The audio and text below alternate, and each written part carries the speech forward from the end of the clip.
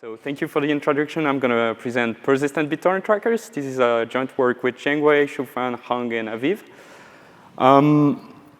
So without further ado, let's speak a little bit about the background.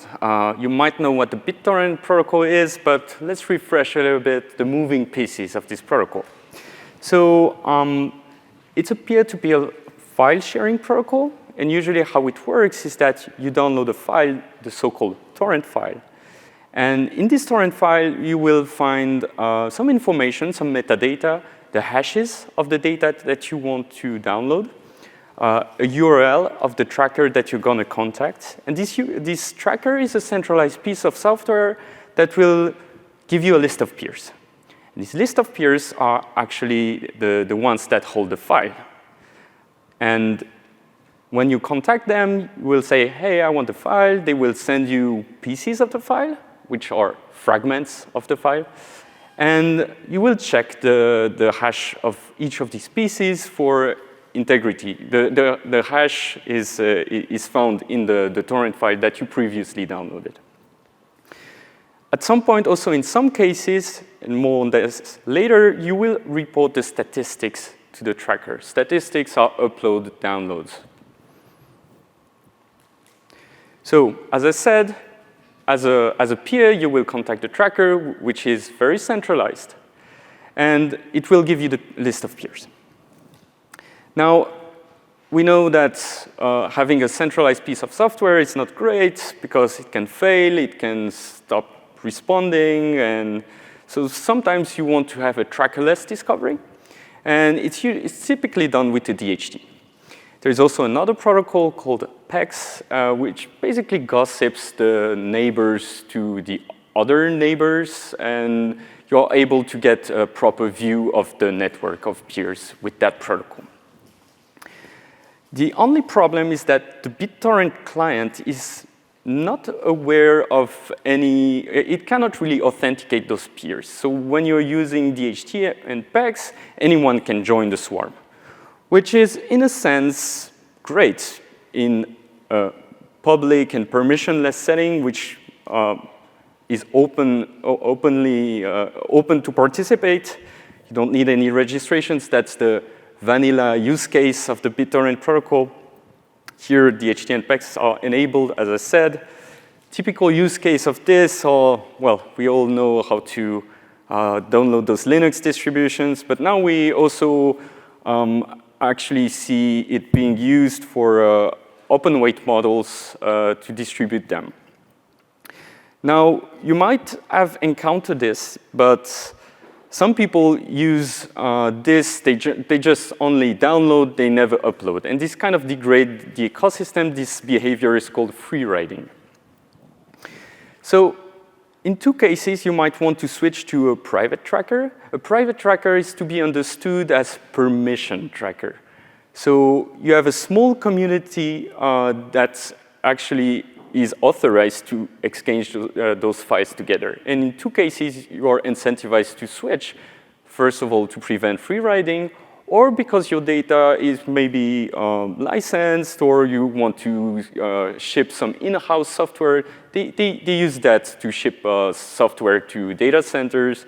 And between research groups, they also use that to share research data. I know a guy that used the BitTorrent protocol for big genomic data sets between research, to exchange big genomic data sets between research groups. And now, to ensure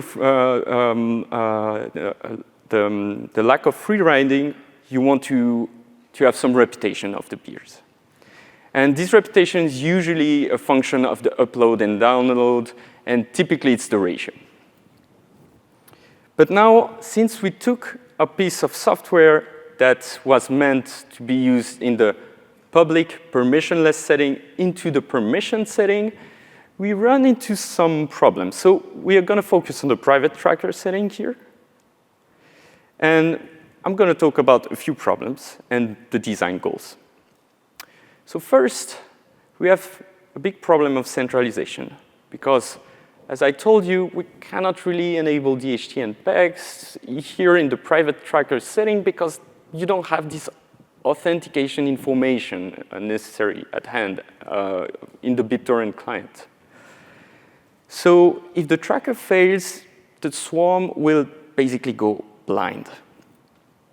And the reputation that you might have taken years to acquire is stored in a centralized database at the tracker. And if the tracker is taken down, well, this is totally gone. And you might not even be able to prove your previous standing to another community.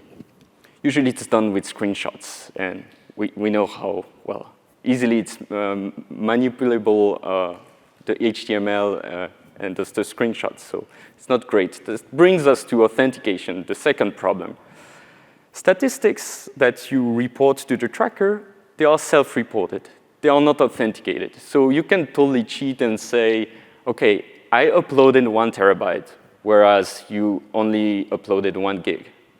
Of course, you need to be kind of clever when you cheat because, well, you cannot say you uploaded 1 terabyte if nobody has, let's said, they downloaded 1 terabyte. But there are some tools that allows you to cheat in a clever way. And also because of the lack of authentication, you cannot use the HTN pegs.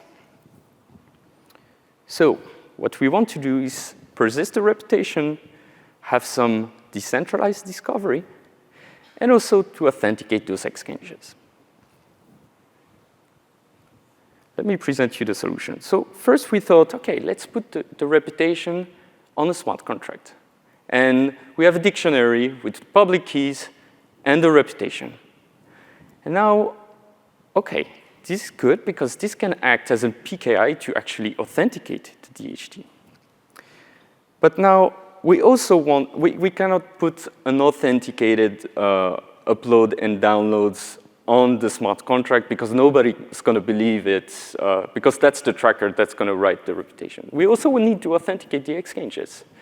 And we authenticate the exchanges using a receipt protocol. More on that later. But how does this work? When you register, you bind your identity to your public key, usually sending a signature. And then you're good to go. You can download the torrent. You will authenticate the exchange by signing, and then the downloader will countersign. And then you will aggregate those receipts, send this to the tracker, and the tracker will verify those receipts. And periodically, it will write your reputation to the smart contract. So how does it work? When you send, so remember, a file is divided into pieces. So you send a piece PI with a signature, sigma I. And the PRB, the downloader, will countersign this and send you, will countersign this and send you this signature. Now, if as an uploader you don't receive this counter signature, what you will do is choke the downloader. You will no longer upload to that downloader. So that means that in the very strict case, you might lose only one piece, but usually you want to throttle the bandwidth, so you might lose a little bit more than that if the downloader is malicious. But usually that works out. And also you can say, maybe I will only authenticate the exchange at the very end if you're very confident that PRB is actually non-malicious. For example, if it's your friend downloading. And well, the nice thing is that, well, you can aggregate all those receipts and send it to the tracker alongside the claim of the reputation. So that's typically the uploader that sends this. Now, if the tracker is down momentarily or maybe for a long time, the swarm doesn't need to go blind. It can use the DHT, and you use the public keys on the smart contract as a PKI. And usually in the discovery process, you send a signature that maybe is bound to some timestamp for replay protection. And, but that's something that we know how to do very well. There was just a missing piece of the PKI. And just for the details, we implemented this on the extension field of the BitTorrent client. And I think it worked really well. But if it would be very well integrated in the BitTorrent client, it would work even better. In terms of performance, let me speak about the optimizations. So we are signing a lot, right? Because there are many pieces. Depending on the file size, you might want to fragment the file into larger pieces, but usually a file is made of many of those. So that means a lot of signatures. What we do is that we have an overarching signature scheme, and we kind of authenticate the session with a faster signature scheme. And afterwards, we come back to the overarching signature scheme. Here it's BLS, and here we can aggregate those signatures and then report to the tracker. Also, I talked to you about trust. If you trust the one that you're uploading to, you might reduce the frequency of piece signing. If you're not totally sure, maybe at the beginning you're signing a lot. In the middle, you might sign less frequently, and then at the end also you might sign a lot more because the data is becoming more valuable. The blockchain update can also be optimized. It's not super crucial that the smart contract is kept up to date at the minute, unless you're very borderline for the reputation, but it's not crucial. So usually it can be deferred to some time where the fees are maybe low or. We tested this, and the overhead is not too bad at all. It's less than 5%. It's mostly signing and also maybe some little bit of overhead to pass the signature. If we would have 1,000 users and frequently update the smart contract, we would have a cost of less than $1,000 a year. But again, it can be, I mean, the frequency at which you update the smart contract can be decided upon, and depending on a lot of factors, on how many users there are and how much budget you have, you might have a frequency that is very low. Maybe speak a little bit about privacy and some extensions now. So now there are some risks because you're putting public keys on public ledger, right?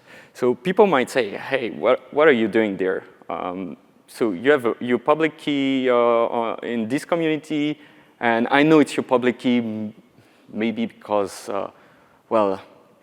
you reused your public key somewhere, or maybe because I was able to spy on the swarm by integrating the community.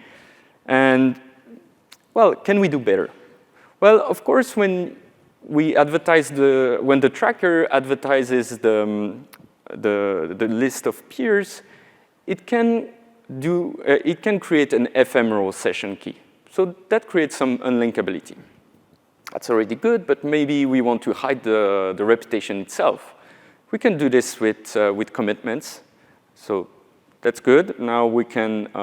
Now you kind of need to prove your standing in a zero-knowledge way, which is totally fine. We know how to do it. We didn't benchmark this. Maybe it's up for future work. And also, it's kind of nice because, well, you can enable federation without disclosing who you are. For example, you can say, or disclosing how much reputation you get. For example, you can say, I'm among the people with a ratio more than 1, and without disclosing who you are. That allows you also to authenticate the DHT in a zero-knowledge fashion. But now, one thing that would allow you to have plausible deniability would be for the tracker to randomly sample some keys in the ledger, and they would inject it in the smart contract with a dummy commitment.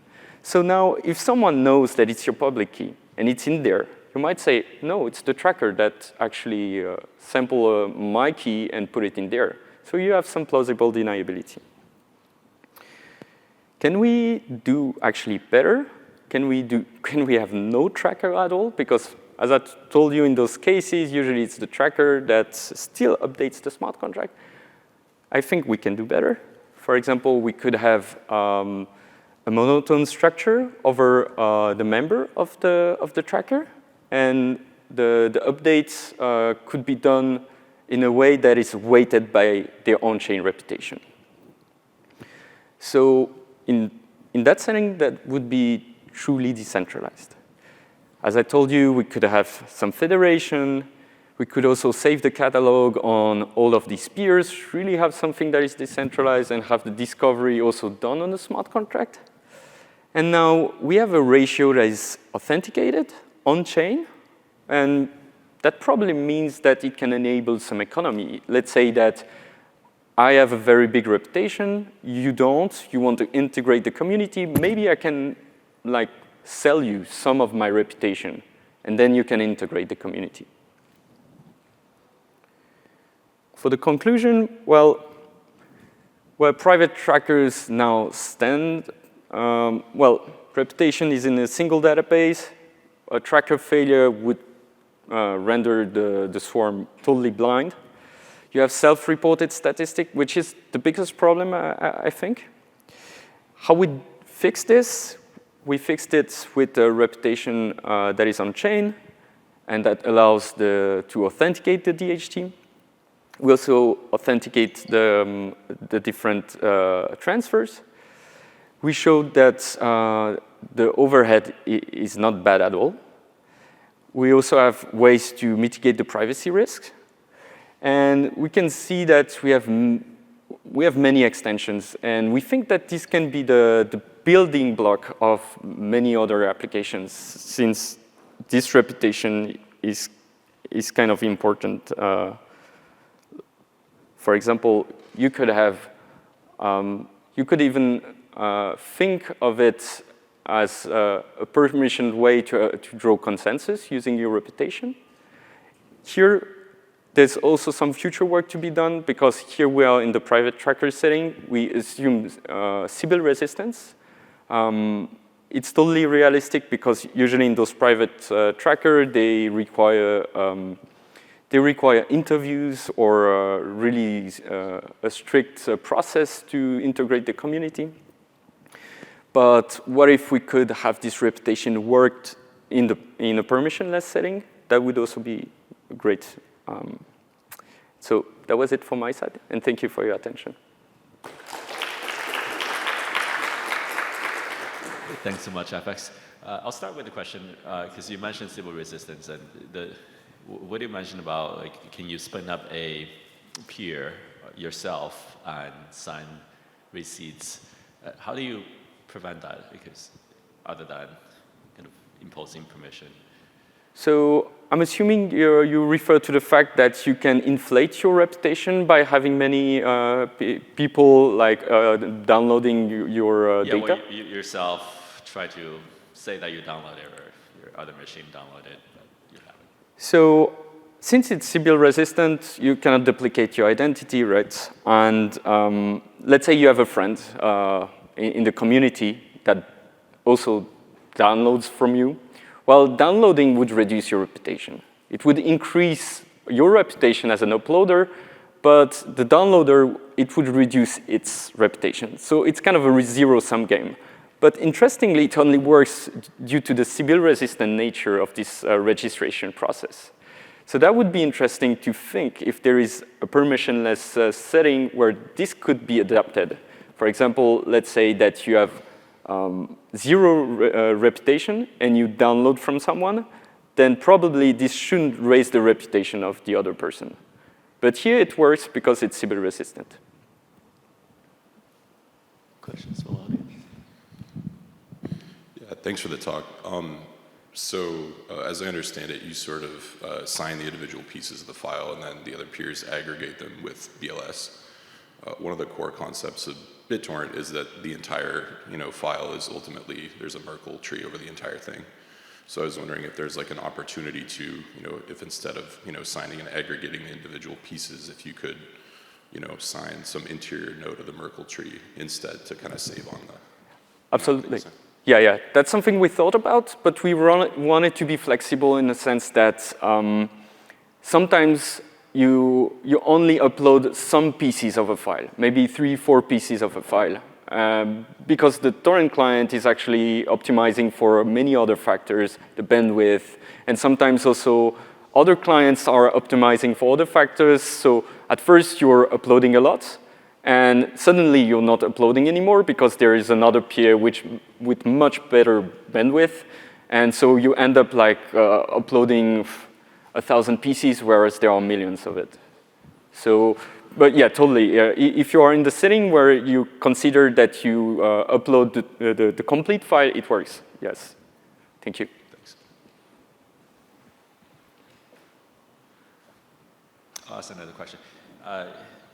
So there's been a lot of interest in building reputation identity for like agents on-chain. How do you think your work could be applied in that setting? Research has a little bit.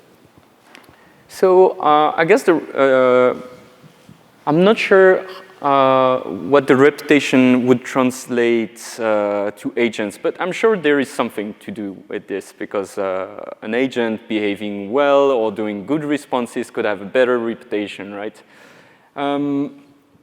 I guess they would need to have some form of Sybil-resistant credentials, those agents, to work in this system. But I think, yes, there's totally something to do with it. Great. Thank you. Thank you so much. I have one more question. Yeah. So I noticed that in your talk you mentioned the possibility of cross-chain attestation so you could attest to other chains or to other users. So we now have some blockchains coming out which are either using Ts or because they have this consensus system allows for MPC type of signatures. I'm curious if we could even just skip the whole zero knowledge piece and actually use this as an example and others to advocate to make actually chains sign statements like this as part of the block. And if we do this, do you know of any other applications outside of the BitTorrent? Yeah, I think there are other applications. The zero knowledge is not necessary as long as it's full plain text in there. You only need a signature to prove you're standing there. If it's in plain text, you don't want you don't care about revealing your identity. But I think reputation is pretty important nowadays on the internet. For many applications. The only problem I see on the internet is that, it's quite permissionless. So you would need some credentials to make it work again. But yeah, I guess there are plenty of other applications. But on top of my mind, I cannot think of one. I'm sorry. Thank you. Thank you. Thank you so much again. Thank you.